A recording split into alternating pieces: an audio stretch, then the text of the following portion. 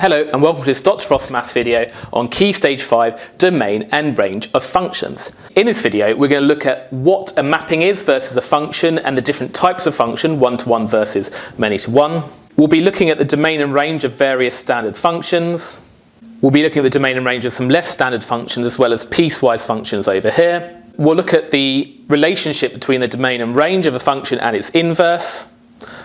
We'll look at whether a function has an inverse or not. And then we'll look at some hard examples, for example involving composite functions, right at the end. But what is a function and what is a mapping? Well, a mapping in general is something which maps some inputs to some outputs. So I could have these numbers here, 1, 2, 3, and I could have some numbers here, say 4, 7, 9, 10, etc.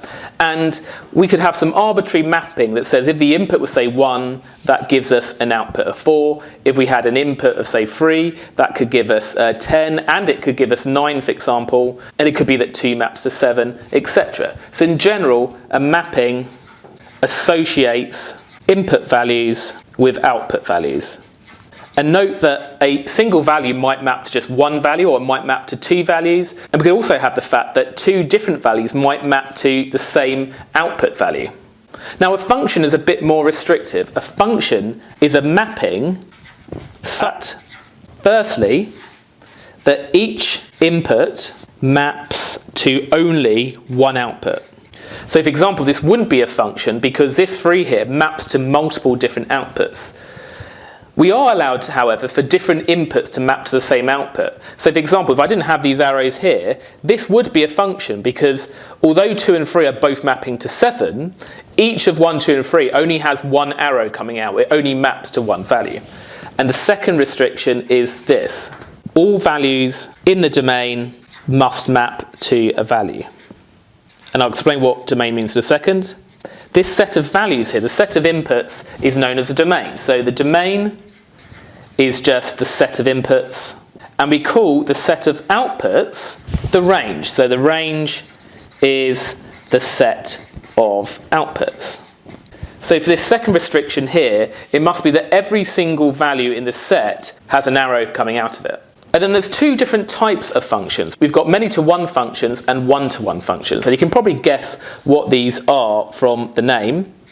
A many-to-one function allows for multiple different values to map to the same output. So if I just draw it diagrammatically, I could have two different values mapping to the same output. And we'll see some examples of this in a second. Whereas a one-to-one function, as you might be able to guess, only allows an output to be mapped to just from a single input. So each output can only have one arrow going to it. And then if I had another output, you can only have one arrow going to that output. So let's try and categorize these different functions, or maybe not functions, in terms of whether they're function and whether they're one-to-one or many-to-one. So the first one, we've got f of x is equal to 2x plus 1. And what we have here is the domain. So it's saying that the inputs x can be any real number. So we can basically have any decimal number you can think of, positive or negative, as our input. So we've effectively got y equals 2x plus 1. Now if we were to sketch that, y equals 2x plus 1 looks a bit like this. You have a y-intercept of 1 and the gradient is 2. Now firstly, let's see if it's a function in the first place. It wouldn't be a function if there was some input which mapped to multiple different outputs. But if we just look at a single input, we can see indeed it just gives us a single output, whatever input we chose. So it is definitely a function. Now is it one-to-one or many-to-one? Now it would be many-to-one if multiple different inputs map to the same output. So if we had a single output, here's a particular output. Is there only one input which gave that output? Yes, it would just be this single input here. So we can see this is going to be one-to-one. Now, I have a graphical way of determining whether it's a function and whether it's one-to-one or many-to-one.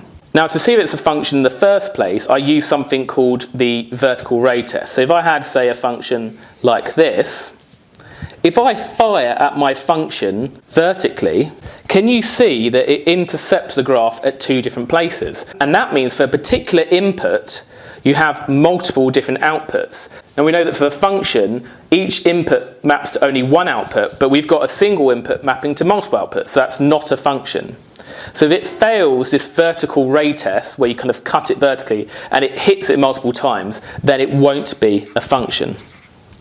Now, to tell if it's one-to-one versus many-to-one, I use what I call the horizontal ray test. So if I had another function like this, now this is a function because wherever you cut it vertically, you only hit it once. But if you cut it horizontally, you fire a ray horizontally at it, you can see that it hits it multiple times. And therefore, there's multiple different inputs where you have the same output, so that would be many-to-one. So if you fire it horizontally and you hit the graph multiple times, it will be many-to-one.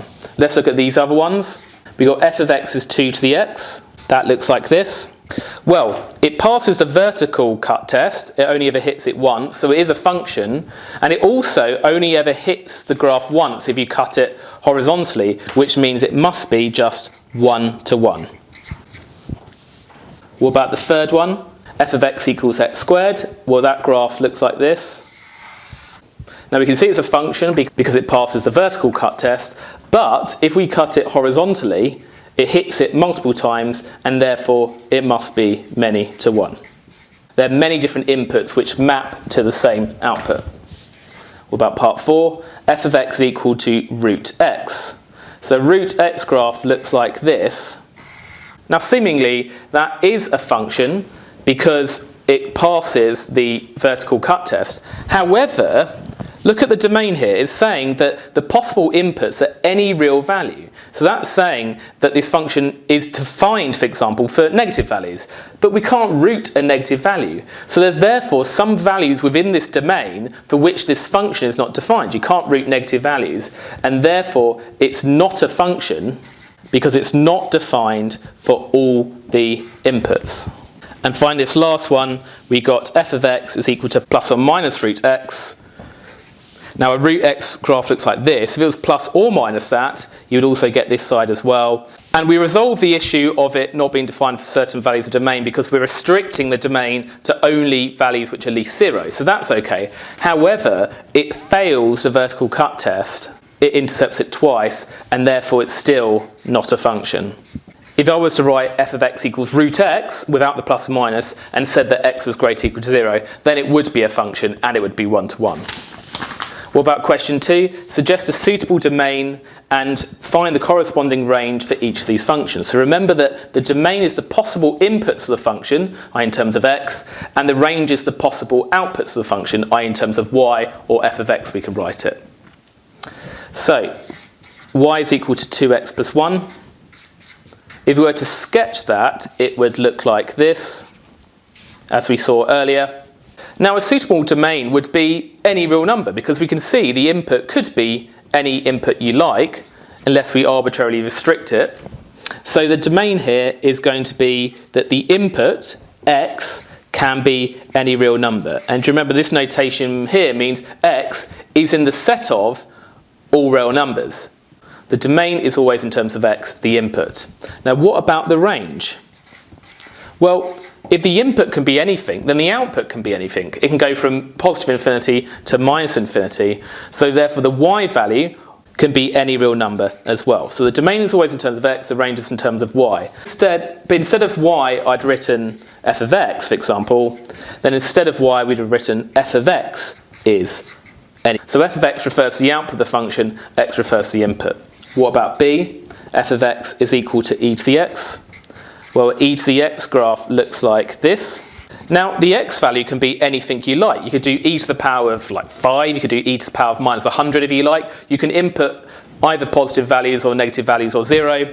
So we can see that domain could potentially be any real number. That would be a suitable domain. We could restrict if we want. We could say x is greater than 2 if we wanted to. But it could theoretically be any value we like. And then the range. Now, can you see that the y values are only positive on this graph and can't be 0? So therefore, y, i.e. f of x, can only be positive. Now, if you put greater or equal to 0, you would lose a mark in the exam because the y value can't be 0 because this tends towards 0 but never actually reaches 0. What about c?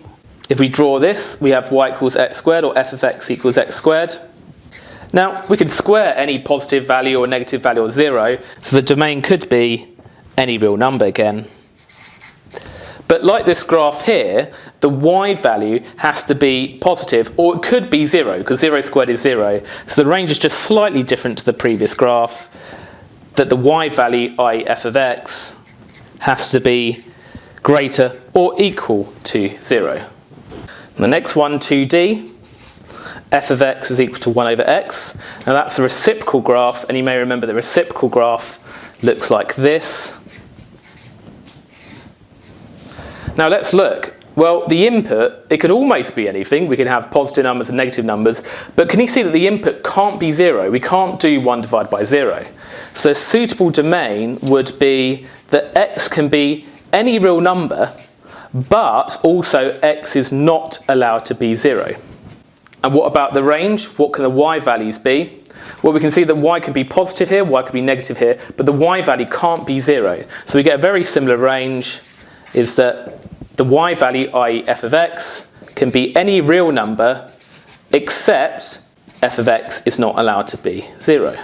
And then what about e? We've got a log graph, in this case a natural log graph, and ln of x looks like this. Now we can see here that x can only be positive values. X can't be 0 and x certainly can't be negative. So the domain here is that x has to be strictly greater than 0. But the range, however, you can see that the y value goes down to negative infinity and it goes up to positive infinity. So therefore the y value, or f of x, can be any real number. Now question 3, this is where it gets more interesting. We're told that f of x is equal to x squared, but the domain is restricted to -1 and 4. Increase values. So if we draw this, now x squared just looks like this, but we only want to use the part of this graph between -1 and 4 on the x-axis. So if -1 was here, we're going to start from here, and then the graph is going to go up to wherever x is equal to 4. So we don't actually have these bits of the graph, we just have this middle bit. And we want to find the range of this function. Now can you see that the largest y value is up here? So if the x value is 4, then the y value would be 16. So we can see that the maximum value of y is 16. Now the minimum y value is not here. The minimum y value is actually here, where the y value is 0. So we can see the y value, i.e. f of x, is between 16 and 0. So you might be tempted with these kind of questions, if you want to find the range, to just sub in the -1 into this and sub in the 4 into this. However, that wouldn't necessarily work, because these two values might not necessarily give you the minimum and maximum y value. So to resolve this, if you just sketch it out in this particular domain, then that usually does the trick. What about question 4? Very similar. F of x is 1 over x, but it's restricting the domain to x is greater than 2. So the x value can only be values greater than 2. Now a 1 over x graph looks like this, but we only want the part of it where x is greater than 2. So if x is 2 here, then the y value will be half, and then you can see it's only going to be this part of the graph starting from here. So what can we say about the y values? Well, the maximum y value is here, where y is half. But notice, by the way, that x is not actually allowed to be equal to 2. So really there should be a kind of open circle here if we were doing it as a number line. So f of x is got to be less than half. But you can also see that the y value has to be greater than 0. It can't be 0 because that's an asymptote, but the y value can be anything greater than 0, and that gives us our range here. A few more questions, and I'll try and get through these as quickly as possible. If we've got f of x is e to the x plus 2, state the range of f. So this is like an e to the x graph, but it's been shifted up, translated up by 2 units. Now the asymptote, instead of being the x-axis as it was before, it's now going to be translated up to y equals 2, and it's going to sit just above that with this y value is 3, but we're not going to actually use that. Now let's always check the domain. X can be any real value, so it is the entire graph, but we can see the y value has to be strictly greater than 2. The y value can't be 2 because this line never actually hits that asymptote, but we can see that f of x is any value greater than 2. What about 6? we have something called a piecewise function because we get different functions depending on the value of x. So let's sketch it first. It's saying that if x is less than 1, then we need to draw y equals 5 minus 2x. So that has an y-intercept as 5. And because it has a negative gradient minus 2, it's going to be going down like this. If x was actually equal to 1, we had 5 minus 2 times 1, which is 3. So at 1, the y value is going to be 3. Now we should actually probably do an open circle here because we can see x can't actually be equal to 1. Now sometimes when you do the second line, these are going to actually join up, so it doesn't matter, but it may actually jump. So let's see what happens. If x was equal to 1 for this second line, we get 1 squared plus 3, which is 4. So it doesn't actually join up. So we get 4 here, 1, 4. And then, because it's a quadratic, it's going to be sort of going up like this. So we're going to get this kind of shape here. Now state the range of f. So we're looking at the y values. The minimum y value is here, but doesn't actually include that value. So we can see that the y value can be anything greater than 3. Now, is there a maximum value of y? No, because we can see we have every y value above that, and these are both going up to infinity. So that indeed is the correct range. What about question 7? If f of x is 4 minus ln of x plus 2, where x is greater or equal to minus 1, determine the domain of the inverse. Now, this is where it gets interesting. If you have your original function and you've got your domain and range, when you find the inverse function, do you remember to find the inverse, you swap x and y, don't you? And then make x a subject in terms of y. So if you're swapping the x and y values, that means the domain and range are going to swap. So the domain of the inverse function is going to be the range of the original function, and the range of the inverse function is going to be the domain of the original function. So let's use that for this here. We want the domain of the inverse function, which will be the same as the range of the original function. So we just need to find the range of this original function in order to find the domain of the inverse. We don't actually need to find what that inverse function is. Now if I actually try x is equal to minus 1, I get 4 minus ln of minus 1 plus 2. Let's write that down. Now that gives you ln of 1, which is 0. So you've got 4 minus 0, which is 4. So when x is minus 1, you get a value of 4. Now, as x increases, because a ln graph always increases, it's going uphill, as x increases, this is going to get bigger, and we're doing 4 minus a bigger value, so this is gradually going to go downhill like this.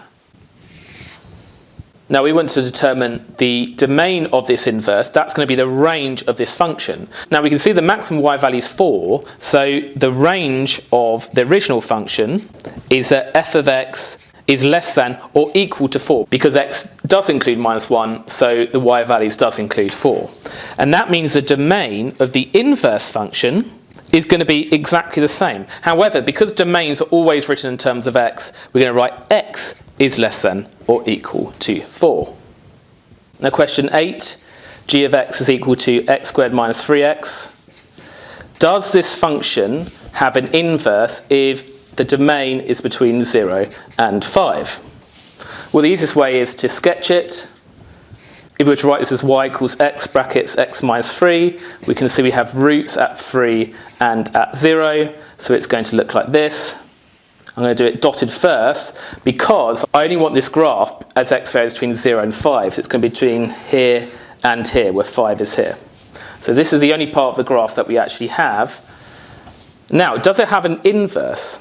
Now let's classify this as a many-to-one or one-to-one function first. If we use the horizontal cut test, we can see here it only hits it once. But if we cut it here, we can see it hits it in multiple places. So it's therefore many-to-one.